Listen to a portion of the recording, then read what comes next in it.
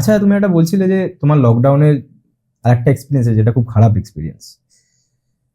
হ্যাঁ, লকডাউনের এবার খারাপ এক্সপিরিয়েন্স হচ্ছে সেটা ধরো তোমার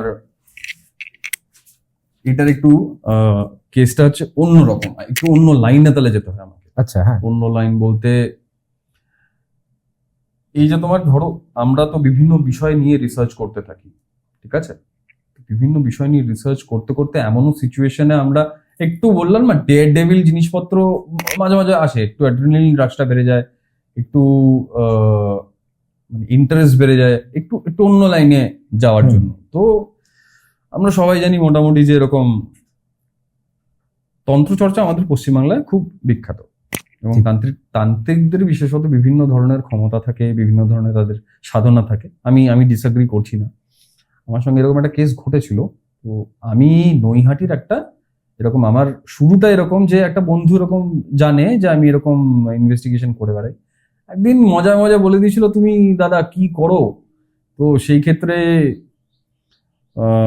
একটা জায়গায় নিয়ে যাব, চলো সেখানে তুমি দেখবে যে অরিজিনালি কি হয়।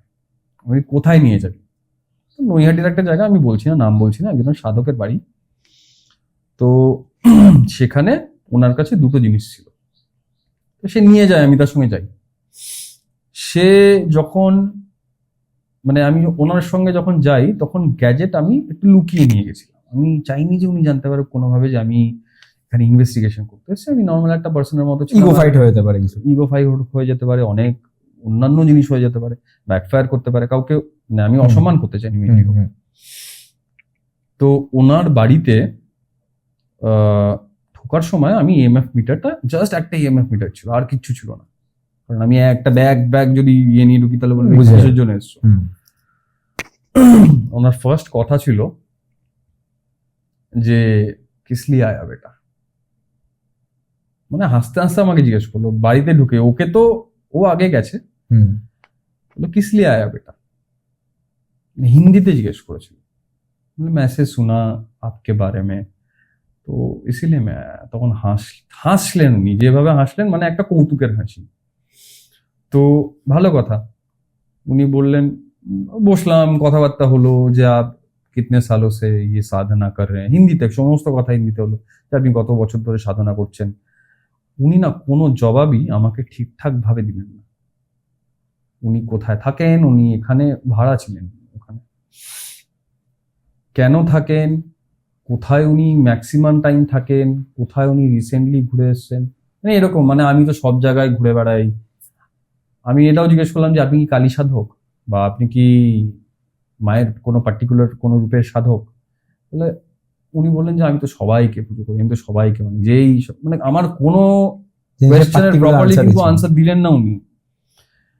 লাস্টে গিয়ে উনি ওই যে আমার বন্ধুটা ছিল ও বললো যে বাবা आपके पास ऐसा दो चीज है, এরকম দুটো আপনার কাছে জিনিস আছে, তো একটু যদি দেখাতেন। জিনিসটা হচ্ছে একটা হচ্ছে যেটাকে বলা হয় নরকপাল, ঠিক আছে? নরকপালের ব্যাপারে সবাই মোটামুটি অ্যাওয়্যার। আর একটা খুলি, অরিজিনাল খুলি, তো এটা আমি আগেও দেখেছি, ঠিক আছে? আমি বললাম হ্যাঁ, তো ইসমে क्या बड़ी बात है, इसमें क्या बड़ी बात है। আমার মুখের কথাটা শুনে উনি কিচ্ছু বললেন না। আমি বললেন যে তোমরা বসো এখানে, হিন্দিতেই হচ্ছে সব কনভারসেশন, হিন্দিতেই হচ্ছে। হওয়াতে উনি গেলেন, গিয়ে কিছু জিনিসপত্র আনলেন, জেনারেলি একটা অ্যালকোহলের ছোট বোতল নিয়ে এলেন, এনে আর একটু মেবি আমি ওটা বুঝতে পারলাম না, একটা সরাতে এরকম লাল কাপড় দিয়ে ঢাকা একটা সরাতে এরকম একটু মাংস মতো ছিল মেবি, আমি অতটা খেয়াল করিনি। স্মেল আসে তো একটা, স্মেলে আমি বুঝতে পেরেছিলাম। তো ওটা ঢাললো, ঢেলে ওকে বললো তুম বাহার যাও। কাকে বললো? ছেলেটাকে। আচ্ছা, তোমার বন্ধুটাকে? তুমি একা আছো? আমি একা ভেতরে, ঠিক আছে। বলে তুম बैठ যাও।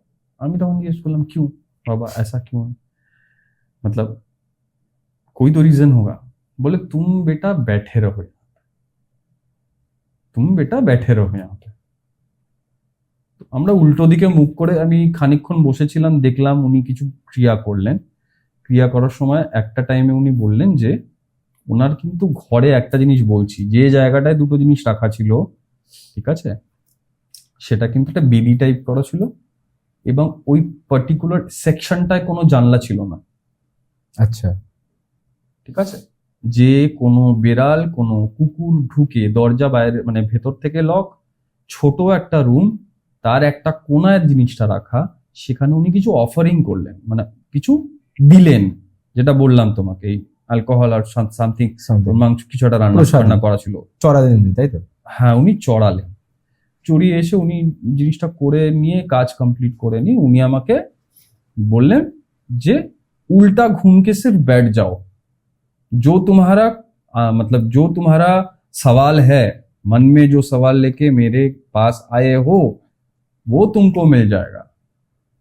আমি না তখন এমন একটা সিচুয়েশনে, যেখানে না তো আমি ইএমএফ ডিটেক্টর বের করতে পারছি, না তো আমি ওনার সঙ্গে কোনো অভদ্রতা তো করতে পারি না, প্রথম কথা, বাট আমার মধ্যে একটা কোয়েশ্চেন চলছে। এইবার আমি প্যারানর্মাল লকডাউন কেন বলছি এটাকে, ওই পয়েন্ট অফ টাইমটায় আমি এমন একটা সিচুয়েশনে চলে গেছিলাম, আমি এটা শুধু আমার মনে চলছিল যে কি হয় দেখি না, কি হয় দেখি না। লিটারালি বিশ্বাস করবে না, আমরা যখন ঘুরে বসে আছি, বললো কুছ দের চুপচাপ बैठो, শান্তি সে बैठो। বসবো, ঠিক আছে, বসা এমন কি ব্যাপার, কি হয় দেখি শুধু।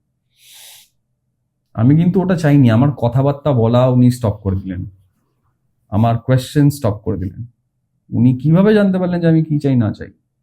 খানিকক্ষণ বাদে বিশ্বাস করবেন, আমি শুধু পেছন থেকে আওয়াজ পাচ্ছি, অ্যাজ ইফ সামবডি ওই ছলাৎ ছলাৎ করে যদি কিছু রাখা থাকে, জল রাখা থাকে, একটা কুকুর বা বেড়ালকে কখনো ওই জলটা খাওয়াতে একটা সাউন্ড হয়, দেখেছো তো? জিভ বের করে যেমন ভাবে খায় ওরা। হ্যাঁ, হুম। ওইরকম ভাবে সাউন্ড হওয়া শুরু করলো ফার্স্ট। তারপরে যখন তুমি খাও, একটা চিউইং এর আওয়াজ, ওই চিউইং এর আওয়াজটা আমি তোমাকে বলে বোঝাতে পারবো না। অথচ ঘরে কোনো দরজা জানলা কিছুই নেই, সব বন্ধ পুরো। দরজা জানলা থাকলেও জানলা বন্ধ। জানলা একমাত্র আমাদের সামনে দুটো জানলা ছিল, ঠিক আচ্ছা, আছে, সামনে সামনে ছিল, পেছনে কিছু নেই। যে দেখতে পাবে কিছু কোথাও দিয়ে বিকজ আমি তো দেখে নিয়েছি হুম। পুরো জায়গাটাকে, কোথাও দিয়ে কোনো কুকুর বেলাল ঢুকতে পারবে। আমি না ঠিক এরকম মাথাটা ঘুরিয়ে, মানে উনি বাঁ সাইডে বসা, মাথাটা ঘুরিয়ে দেখতে গেছি, উনি ডান হাত দিয়ে, শুধু আমার ডান হাত দিয়ে আমার এই জায়গাটাকে ধরে নিলেন, এই জায়গাটাকে ধরে নিলেন না, আমি ফিল করলাম যে আমার শরীরে কোনো স্ট্রেংথ নেই, আমার শরীরে কোনো স্ট্রেংথ নেই, মানে আমি ঝিমিয়ে গেলাম নিচে। এবার এটার সঙ্গে কোনো সাইন্টিফিক কানেকশনও থাকতে পারে, যে এই জায়গাটা পার্টিকুলারলি আমাদের অনেক নার্ভস থাকে, হতে পারে। উনি এমন হয়তো জায়গায় হাত দিয়েছেন যেখানে আমার মানে কিছুটা আমি প্যারালাইজড হয়ে যাবে।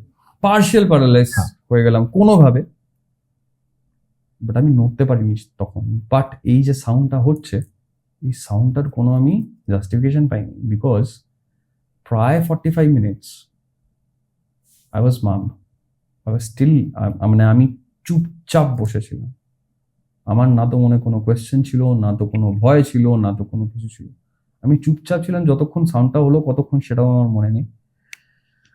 হিপনোটাইজ বোঝো, শুনেছি।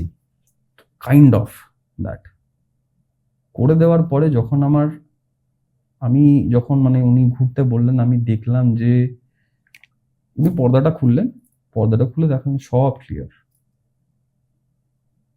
কিছু হয়তো খাওয়ার পরে যে জিনিসপত্রগুলো একটু পড়ে সব থাকে, ছিটিয়ে থাকে, চলে গেছে, এভরিথিং ওয়াজ নট দেয়ার, মানে খাওয়া হয়ে গেছে আর কি, কেউ খেয়ে গেছে। কেউ খেয়ে গেছে। প্রশ্নটা হচ্ছে কে খেলো? যদি ঘরে ঢুকতেই না এটা পারে আমার তাহলে কাছে কে এখনো হবে? অধারা কেন বলছি আমি। ওই 1 ঘন্টা 1.5 ঘন্টা, মানে 45 মিনিটস তো আমার ওরকম স্টেট ছিল, ওই 1 ঘন্টা 1.5 ঘন্টা আমার ফ্রেন্ডটা বাইরে ছিল, ওবার তো কোনোভাবে নক করতে পারছে না, হুম। ও কোনো না কোনো ভাবে, মানে ওর একটা কল এসেছিল, ও একটু দূরে গিয়ে কোনো একটা চায়ের দোকানে, একটা কোনো একটা দরকারি কল এসেছিল, ওটাকে নিয়ে কন্টিনিউ করলো আধা ঘন্টা, একটু চা খেলো, একটু স্মোক করলো, করে ওইভাবেই টাইম কাটিয়েছে। মানে ও যে ঢুকবে ওই প্রবৃত্তিটা ওর মধ্যেও ছিল না কোনোভাবে। ও আমাকে এটা পরে বলছিল যে আমি যে তোমাদের ভেতরে কি চলছে না চলছে এটা আমার মাথায় আসেনি, আমি তো পরে তোমার যখন তুমি বেরিয়ে এলে তারপরে আমার মাথায় আসে যে তোমার সঙ্গে কিছু ঘুরে না যায় ওখানে।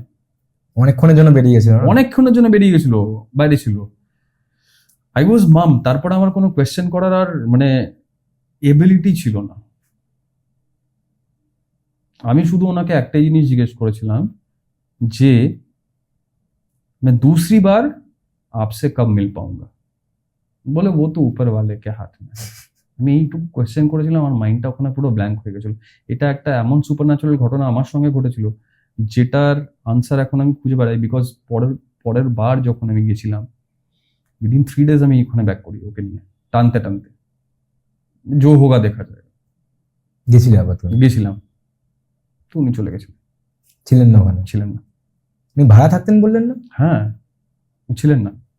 ভাড়াটিয়াদের জিজ্ঞেস করেছি, তারাও বলতে পারেনি। উনি ওরকমই আসতেন, বেরিয়ে যেতেন, কোথাও কখনো থাকতেন না থাকতেন। 3 মাস খুঁজেছি পাওনি? ওনাকে ওই জায়গা তো আর পাইনি। এখন অব্দি দেখা হয়নি? এখনো অবধি তার সঙ্গে আমার দেখা